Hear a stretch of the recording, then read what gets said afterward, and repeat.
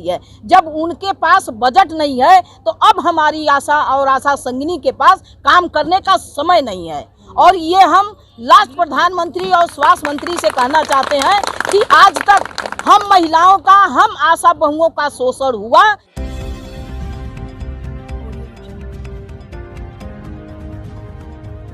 जी क्यों आए हैं दिल्ली और क्या कहाँ से लोग आए हैं, कहाँ से आशा वर्कर आए हैं?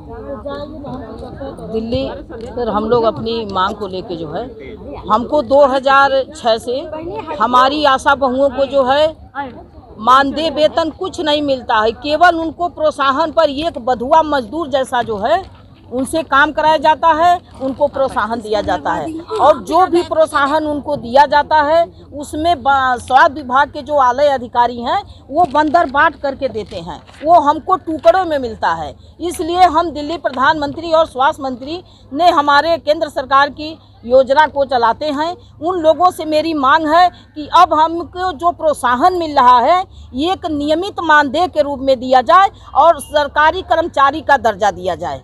क्या बीच बीच में प्रोत्साहन राशि रोक देते हैं या जी क्या? जब हम 2-4 महीना ये पैसा देंगे, बीच में हमारा प्रोत्साहन रोक देते हैं। जब हम लोग, हमारी आशा बहुएं कहती हैं कि हम लोग काम कर रहे हैं, हम लोग को पैसे नहीं मिल रहे हैं, तो ये लोग हवाला देते हैं कि हम लोग के पास बजट नहीं है, सरकार बजट नहीं दी है। जब उनके पास बजट नहीं है तो अब हमारी आशा और आशा संगिनी के पास काम करने का समय नहीं है। और ये हम लास्ट प्रधानमंत्री और स्वास्थ्य मंत्री से कहना चाहते हैं कि आज तक हम महिलाओं का, हम आशा बहुओं का शोषण हुआ।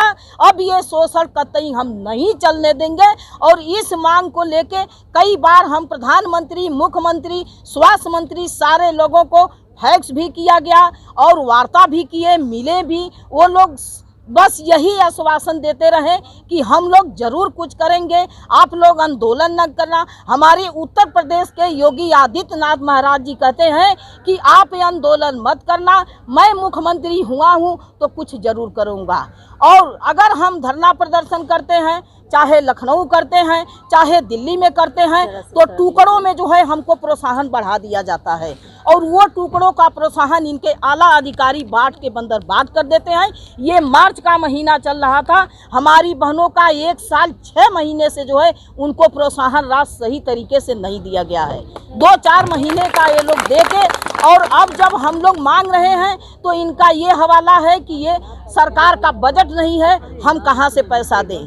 तो सिर्फ अब हमारा यही ऐलान है कि इनके पास अगर बजट नहीं है तो हम आशा और आशा संगिनी बहुओं के पास अब समय नहीं है और कतई हम ये शोषण नहीं चलने देंगे। अभी तो हम दिल्ली आंदोलन कर रहे हैं, ये आखिरी हमारा मुद्दा आ गया है, क्योंकि हम लोग बहुत तबाह हो चुके हैं और हमारी आशा बहुएं भूखमरी के कगार पर पहुंच गई कि आज इस कड़ी धूप में और उत्तर प्रदेश में जो है ये आचार संहिता लगी हुई है और हमारे को तमाम हमारी बहनों को बाधा दिलाया गया। बहनों को, उत्तर प्रदेश की बहनों को रोक लिया गया कि आप धरना नहीं कर सकती हो, यहाँ घटना हुई है, वहाँ घटना हुई है। क्या इसका गवाह हमारी आशा बहनें हैं, संगिनी है कि जो घटनाएं हो रही हैं, जो बजट नहीं है, क्या इसका हम ही लोग व्यवस्था करेंगे? अगर ऐसे हम लोग व्यवस्था करने लायक होते तो आज इस कड़ी धूप में जो है जंतर मंतर पर जो है हम लोग ट्रेन में इतने तबाह होके आए, हमारी बहनें नीचे सीट पर सो के आई, झगड़ा बवाल लोग करते रहे, टीटी परेशान करते रहे। क्या हमारे प्रधानमंत्री जी कहते हैं कि मैं महिलाओं का सम्मान करता हूं, आप कहां हमारी आशा और आशा संगिनी बहनों का सम्मान करते हैं? मैं उनसे पूछना चाहती हूं, ये ज्ञापन देने के लिए जब हम लोग आते हैं तो ज्ञापन दिला दिया जाता है कि आश्वासन दे के हमको भेज दिया जाता है, उसके बाद कोई सूद बूध लेने वाला नहीं होता है।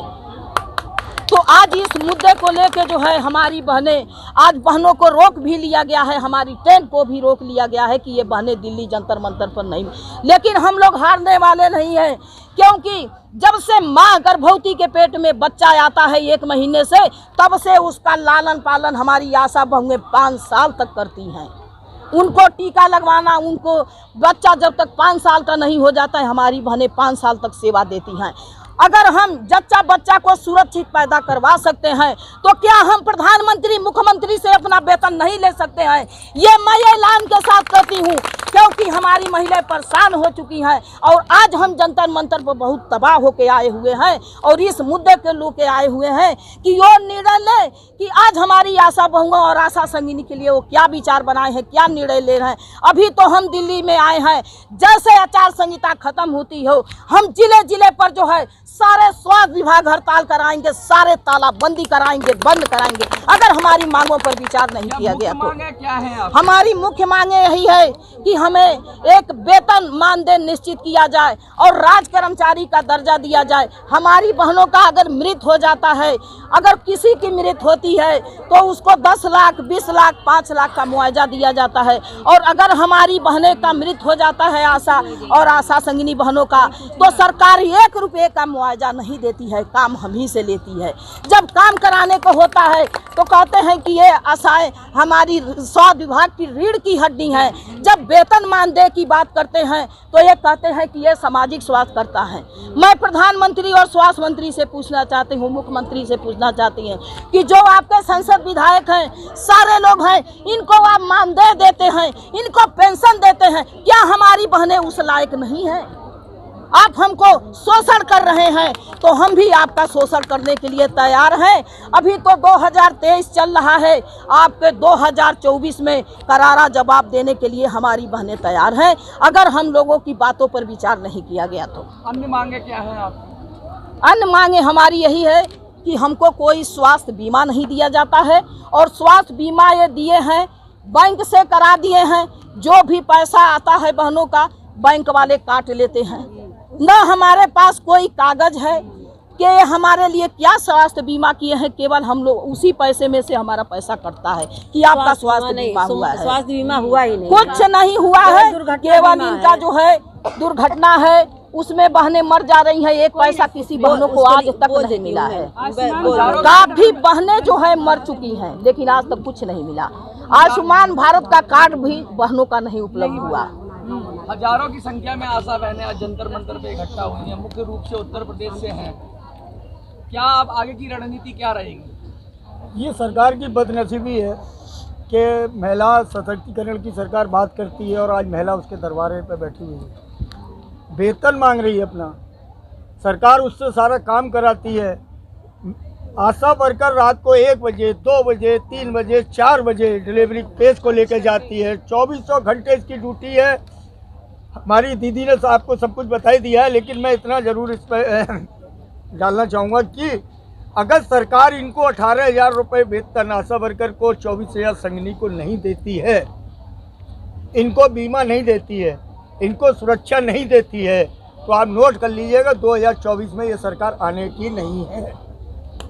ये क्या पॉलिटिकल संदेश भी देना चाह रहे हैं आज जी आप मंच से सीधा साफ जी साफ है, पूरा साफ है। साफ है। हम लोग आशा बहुएं 1000 अगर आपकी मांगे नहीं मानी गई तो 2024 में आप सरकार के जी विरुद्ध जाकर या जी जो पार्टी है सत्ता में उसके विरुद्ध जाके जी हम विरुद्ध जाएंगे। हाँ, भड़काएंगे, पब्लिक को सरकार कोई भी हो, हमें सरकार से नहीं है, हमें सरकार कोई भी हो, जो आशा बहन की सुनेगा वो देश पर राज करेगा। देश पे राज करेगा। कितनी संख्या है आशा वर्कर्स की उत्तर प्रदेश में? लगभग उत्तर प्रदेश में तो करीब 1.5 लाख है। 1.5 लाख। हाँ, पूरे भारत में हम लोग 9 लाख आशाएं हैं, 1.5 लाख के करीब और करीब अब 10 लाख के पहुंच गए हैं।